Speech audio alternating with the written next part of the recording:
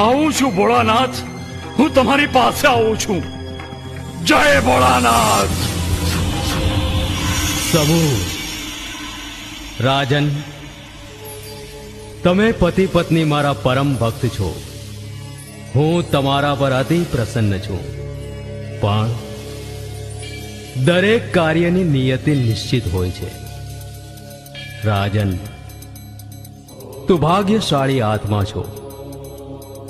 મારા આદેશે તું દ્વારિકા જા. ત્યાં રણછોડરાય પ્રસન્ન થશે. તારી પ્રાપ્તિની મનોકામના પૂર્ણ કરશે. તથાસ્તુ.